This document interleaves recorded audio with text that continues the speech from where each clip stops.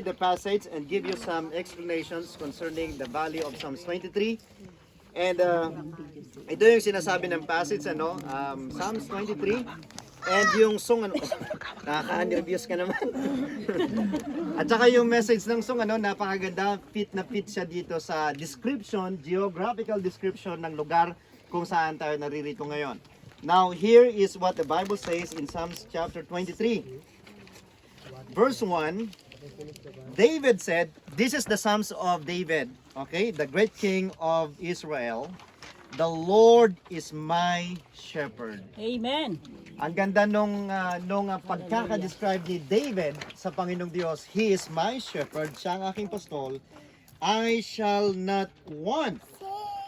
So imagine mga kapatid, you could have everything in this world, but if God is not in your life, you miss the very best thing in this world, mga kapatid. Amen? Amen. So kaya nga sabi ng salita ng Panginoong Diyos, makamit mo man ang lahat ng kayamanan ng sanglibutan, subalit kung mapapahamak ang iyong kaluluwa, it's because you don't have Christ in your life, everything is pointless sa buhay mo. Hallelujah. And then verse 2, sabi nito, He maketh me to lie down in green pastures, He leadeth me beside the still waters.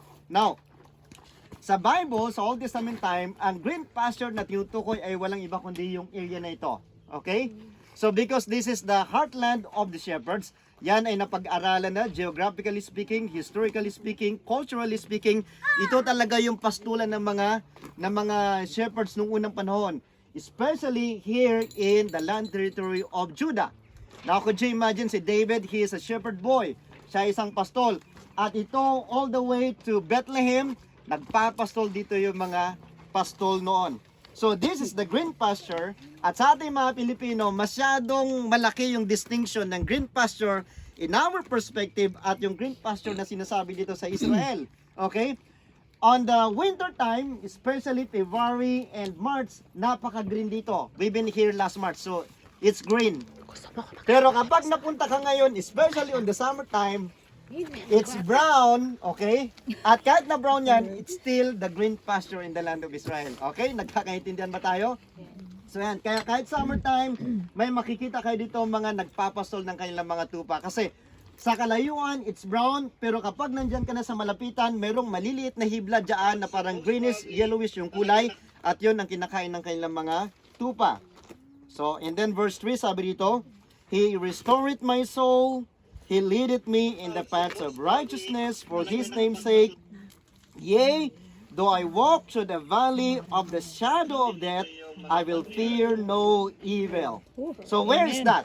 Where is the valley of the shadow of death? So could you imagine yung kabilang side ng mountain na nakatapat natin? Okay? So meron kayong makita na parang line na medyo maputi. That is a path, a human path. Okay? So kapag nandyan ka at naglalakad ka sa gilid ng mountain na yan, and when you look down, okay, you can see the shadow, mga kapatid. Okay? And yung baba na yan, yung valley na yan, yan yung tinutukoy na the valley of death. Okay? Kasi yung araw nasa tuktok, yung horizon niya tatama dito, and then the shadow will go down katulad nitong ating nakikita ngayon. So, yan yung tinatawag, dinidescribe ng Valley of Psalms 23 na the shadow of death. Okay?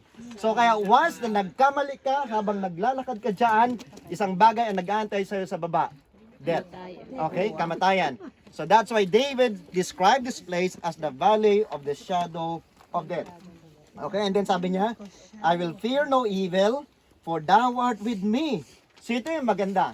Walang dahilan para matakot ka even you are walking in the valley of death if God is with you. Amen. Kapag kasama mo ang Diyos, wala kang dapat na katakutan.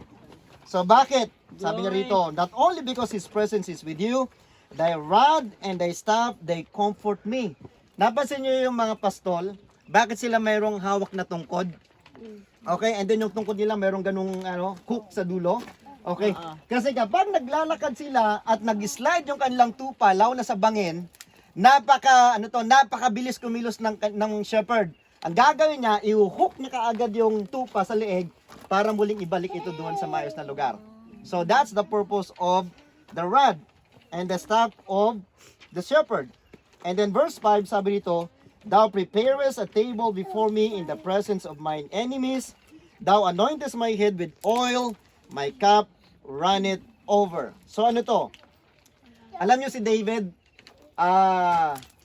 he is a great warrior. Amen. Nung marami na siyang mapatay ng mga Philistines, nagkaroon ng jealousy si King Saul sa kanya. Oo nga. Kasi ang sigaw ng mga tao sa Jerusalem, si Saul ay pumatay ng libo-libo, si David ay pumatay ng daan-daang libo. So ikaw yung hari, and this guy, he is just an ordinary shepherd boy in Bethlehem. Sino ba naman ang hari na matutuwa doon sa sinasabi ng mga tao?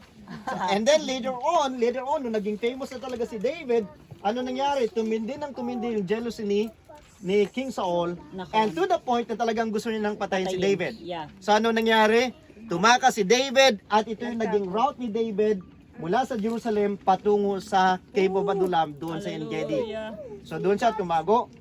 Ngayon, maliban dyan mga kapatid, nung si David ay mapunta sa kanyang mga kaaway sa mga Philistines, sa halip na siya ay patayin, ano sabi ng mga Philistines? Ito yung pumatay sa ating giant na si Goliath. Sabi ng mga Philistines, tara, kunin natin siya, alagaan natin siya, at kung siya ay ating magiging kakampi, so meron na tayong panlaban sa mga Israelites.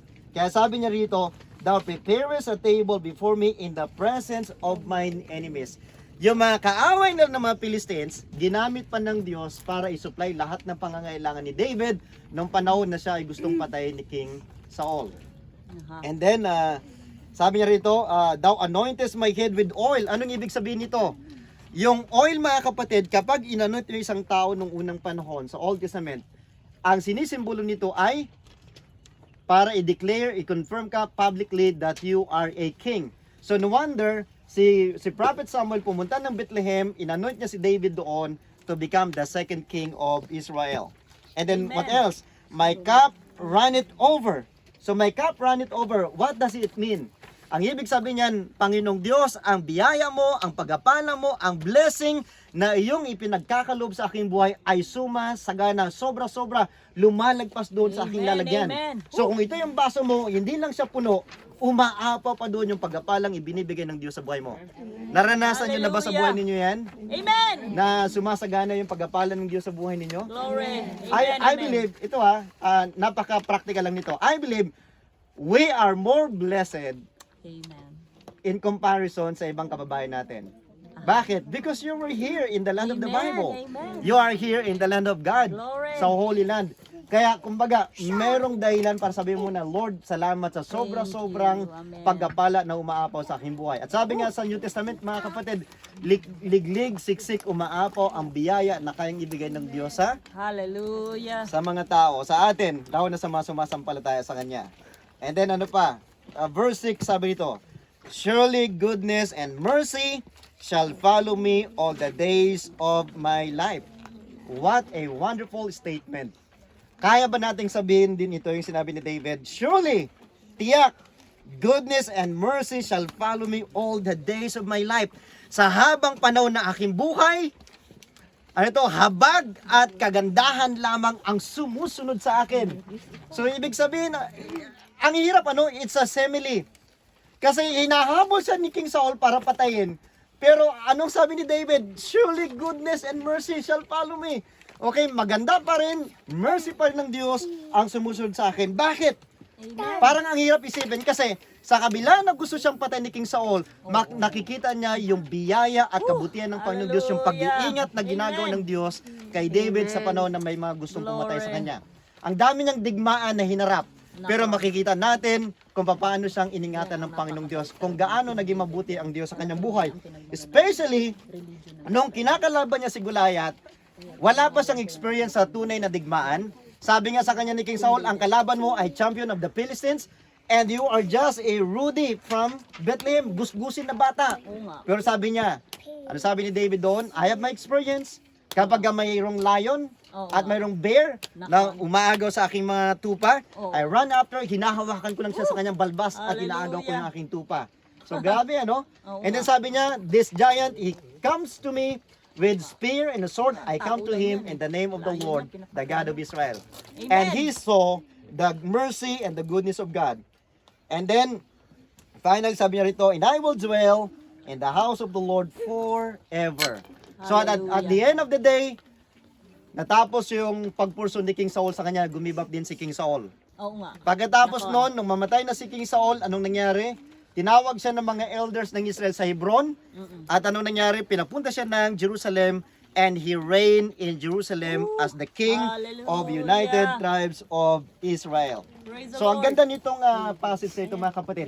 Now, bago natin tapusin yung bagay, since sinabi ni David dito sa verse 1, the Lord is my shepherd, I shall not want. I want to give you some practical insight about shepherding. Okay? Now, ano ba yung responsibility ng isang pastol sa kanyang mga tupa? So, number 1, the responsibility of a shepherd is to be a provider. Okay? Ang trabaho ng pastol ay mag-provide ng pagkain sa kanyang mga tupa.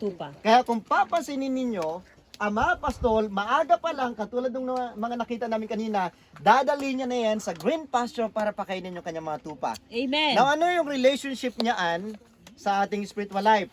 Ang trabaho ng mga church leaders ay mag-provide sa inyo ng spiritual na pagkain. Ito yung Okay? pagkain, Bible. Kaya kinakailangan mga kapatid, once in a while, kumakain din tayo ng salita ng Panginoong Diyos. Amen, Tumatanggap amen. tayo Woo! ng salita ng Glory. Panginoong Diyos.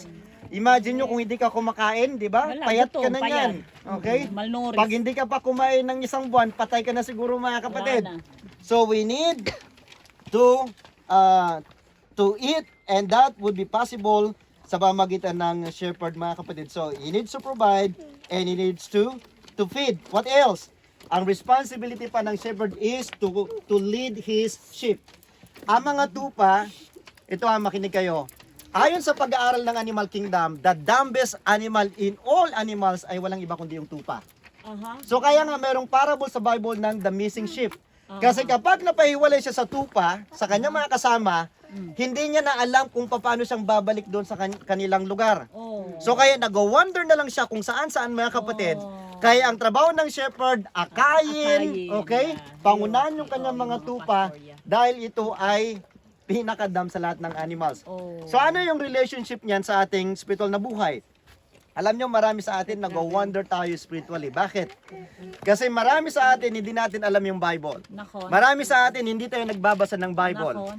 So kaya napaka mahalaga ang role ng mga preachers, Amen. ng mga teachers ng salita ng Panginoong Diyos Amen. para gabayan kayo sa tamang relasyon sa Diyos nang hindi kayo magkaligaw-ligaw sa buhay na Hallelujah. makasalanan. Tama? Praise the Lord. Okay? So ayan, baka naman merong naliligaw sa atin ngayon. Okay? So listen mga kapatid. Kapag ikaw ay nasa buhay na makasalanan ngayon, maniwala ka sa akin, ligaw yung buhay mo. Nakon. Kapag ikaw ay nasa bisyo, sigarilyo, paglalasing, alak, pagsusuga, lahatin mo na, maling relasyon, maniwala ka sa akin, by the authority of God's word, ligaw ang buhay mo. Nakon. And you need somebody, a shepherd, to guide you, Amen. to lead your way back sa Panginoong Diyos. Hallelujah. Okay? And we're not talking about religion, we're talking about the Word of God. Kailangan mo ang Panginoong Diyos sa buhay mo. Amen. Amen. Okay? Ang trabaho ng demonyo, ang purpose ni Satan, iligaw ka. Pero ang purpose ng Panginoong Diyos sa buhay mo, ibalik ka sa kanyang tamang presensya. Hallelujah. Sa tamang relasyon. And then ano pa yung obligasyon ng ng shepherd? Okay? Not only to lead, to feed, to care. Ito pa, isa sa mahalagang responsibility ng shepherd, to discipline his sheep. Okay, ito, pakinggan ninyo, to discipline his sheep. Dumating yung punto na may mga tupa na nanunuwag. Dumating yung punto na talagang may mga tupa na umiiba ng direksyon, naglandas, humihiwalay. Kapag ganun yung isang tupa, alam ba ninyo kung anong ginagawa ng pastol? Binabalian niya ng paa. Wala. Okay? O makinig kayo ha.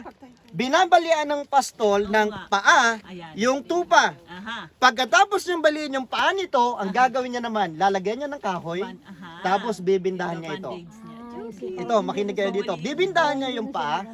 So sa panahon na may benda yung paa ng tupa, hindi siya makapag-run away, hindi siya makapag-iwalay doon sa grupo. Kaya ang mangyayari mga kapatid, totally dependent siya doon sa kanyang pastol. Ayun. Okay? Hanggat hindi pa magaling yung kanyang paa. Ayan na. So ngayon, umaabot ito ng 1 month or more. Sa panahon na yon, na may benda yung kanyang paa, lagi siyang karay-karay ng pastol. Saan man sila pumunta, karga-karga siya. Pagka siya ay nagutom, ilalagay siya doon sa area na makakakain siya. Now, sa stage na yun na may benda yung kanyang paa, anong nangyayari? Nade-develop yung intimate relationship ng shepherd at saka ng sheep. Amen. So kaya, sa buong panahon na yon na na-develop yung magandang relationship nila, naging body na sila, pag tinanggal na ngayon yung kanyang benda, anong nangyari? He was used to be in the presence of his shepherd. Kaya kahit magaling na siya, hindi na siya magtatakbo kung saan-saan, hindi na siya hiwalay doon sa kanyang pastol. Kaya alam niyo minsan, kapag masyado ka nang napapariwara, Ayan na. Oo. okay? Masyado ka nang napapalayo, masyado ka nang nalulugmok sa bisyo, sa kasalanan, sa alak, sa babae, sa lalaki, whatever, walang personalan. Lahat na. Anong nangyayari? Dumarating sa punto ng buhay ninyo, may mga trahedyang nagaganap. Nakon. Hindi man sa iyo, maaring sa loved ones mo. Oo. Tapos iyak-iyak ka ngayon, Panginoong Diyos, hirap na ako sa kalagayan ko, ano nangyari sa aking pamilya. Doon mo marirealize, mga kapatid, na mayroong itinuturo na magandang aral ang Diyos sa buhay mo. Amen. Amen. Kasi Glory. si David, sabi niya, the Lord is my shepherd, I shall not want. Alam niyo ba, kung ang Diyos ang pasol mo, wala ka ng ibang kailanganin pa. Bakit? Sapagkat ang Diyos ang pinagmulan ng lahat. At kung ano man yung kailangan mo, kayang i-provide sa'yo ng Panginoong Diyos. Amen. You can have na, wala ka nung lahat ng ito. Wala Pero na. kung nasa sayang Diyos, panalo ka mga kapatid. Amen. Panalo ka. Glory. Thank Kaya you, Lord. dapat siya ang maging pasol ng buhay mo. Amen. Now, Amen. Amen. yun nga, kapag dinisiplina ka ng Panginoong Diyos, okay? So yan, Ayan na. nagbabanal-banalan Disiplina tayo, naman. mananalangin tayo, tatawag tayo sa Panginoong Diyos. Dapat yung stage na yon sa buhay mo, pagka nawala na lahat ang trahedya, huwag ka nang bumalik sa dati, manatili ka na sa Panginoong Diyos. Nakon. Ayusin mo yung buhay mo sa Panginoon. Nakon. Kasi mga kapatid, sayang ang buhay mo sa mundong ito kapag hindi mo ito inilaan sa Panginoong Diyos. Talaga naman. Okay? So, ngayon, kung mayroong obligasyon ang pastol, may obligasyon din ang mga tupa. At anong obligasyon ng tupa? Sumunod ka lang sa pastol. Amen. Kapag Amen. sumusunod ka sa Diyos, maniwala ka sa akin, hindi mapapariwara ang buhay mo. Glory. Kaya maraming taon napapariwara ang buhay, nasisira ang buhay kasi lumalayo tayo sa Panginoong Diyos. Tama. Okay, tayo ay humihiwalay sa Panginoon. Pero bumalik ka sa Kanya, gaano man kasira at kawasak ang buhay mo, aayusin ka ng Panginoong Diyos. Glory. So yan yung Psalms 23. This is the valley of Psalms 23. I hope ma-visualize ninyo yung passage na yan. Lalo na ngayon na nakita ninyo yung lugar na ito. Ano? Marami pang lesson dyan. I hope we could impart more kapag nasa bus tayo. Last na lang, dagdag na lang. Okay? So bigyan ko lang kayo ng idea sa geography. Nakita niyo yung mga mountains doon? Aha. Sa kalayuan pa, yung pinakadulo. Tapos may makikita kayong tatlong tower. 1, 2, 3. So that is Mount of Olives. Aha. Okay, that is Mount of Olives. Okay, tumingin naman kayo dito sa likod. Okay? Yung open space diyan sa baba, bago yung mataas na bundok sa horizon. So that is the city of Jericho. Wow. So what is our point mga kapatid? One day, nung nasa Jerusalem yung Panginoong Sukristo, there was a lawyer na lumapit sa kanya. At anong tanong sa kanya nung lawyer na ito? Master, sabi niya, what shall I do to inherit the kingdom? What shall I do to inherit eternal life? And then sumagot ang Panginoong Diyos sa kanya. So, you know the law, obey it. Sabi niya, I obey it from my youth. And then, sinabi roon yung word na neighbor. And then nagtanong naman siya, sino ba yung aking neighbor? And then, kwininto na ng Panginoong Diyos ang parable of the Good Samaritan. Kaya doon sa highway kanina, may makita kayong The Samaritan Inn. So, bakit? Kasi itong route na ito, this is the ancient route leading from Jerusalem to Jericho or from Jericho going up to Jerusalem. So, ito yung dinadaanan nila noon. Maraming mga tulisan dito. At nung panahon ng Panginoong Sukristo, mayroong 12,000 priest Levites na naninirahan sa Jericho. Kapag kinakailangan yung kanilang serbisyo sa Jerusalem, tiyatawag sila mula Jericho, aakyat sila, papanaog sila sa Jerusalem. Now, napakataas ng elevation ng Jerusalem. 2,600 feet above sea level. Ang Jericho naman is 800 feet below sea level. So, all in all, ang elevation difference ng Jericho at Jerusalem ay 3,400 feet. So, napakataas niyan. Kaya ang ginamit na word ay go up. So, dito, somewhere here, naganap yung pananambang doon sa isang tao. And that's the story of the Good Samaritan. Dumaan yung Pharisee. He is a religious teacher in Jerusalem. Nung makita niya nakahandusa yung tao doon, he doesn't care. So sometimes ganyan din tayo, we doesn't care sa mga people na nangangailangan. And then dumating din yung scribe, he is the writer of religious literature. Na makita niya nakahando sa yung tao, he doesn't care. And then dumating mga kapatid, yung Samaritan, from here to Jerusalem, that is around 20 kilometers. From here to Samaria, yung the Good Samaritan, that is around 55 kilometers. Mas malayo. So mga kapatid, yung Samaritan, nung makita niya nakahando sa yung lalaki dito, siya pa yung tumulong. And by the way, yung Samaritan, this is a total stranger sa mga Hudyo. They never mingle with one another. Kasi nga, ang mga Samaritans, they are mixed blood of Ephraimites with Assyrians. Kaya ayaw ng mga Jew na makipag-fellowship sa kanila. So, they are stranger to each other. Pero kung sino pa yung stranger, siya pa yung tumulong doon sa nangangailangan. So tanong, sino ba yung neighbor natin? Ang neighbor natin ay walang iba kundi yung mga tao na nakikita natin along our path na mayroong matinding pangangailangan. So kapag may nakita kang ganung tao, don't hesitate to extend help, mga kapatid. Never be like the Pharisee and never be like the scribe. Na kahit na ma-religious sila, wala silang concern and passion to their neighbor. So, even you're a stranger, kung talaga nakita mong may matinding pangangailangan, so extend the help, mga kapatid. And finally, wag tayong mag-expect ng payment in return. Kapag tumulong ka minsan, dahil talaga nangangailangan, tumulong ka na lang. Wag mo nang isipin yung return, mga kapatid. At maganda nga doon, sabi nung Samaritan, nung umalis na siya, nagbayad siya ng 2 penny. Yung isang penny, that is good for 1 day salary. So 2 penny binigay niya, that's good for 2 days. Ibig sabihin makaka-recover na yung lalaki. Pero sabi niya, kung meron pang ibang babayaran, pagdaan ko ulit dito, I'm going to pay you. So kaya napakabuti ng kaluban ng Samaritan na ito. Sa panahong ito, we really need more good Samaritan. Sana maging isa ka roon. Alright? So hanggang dyan lang muna tayo, mga kapatid. We will continue later on sa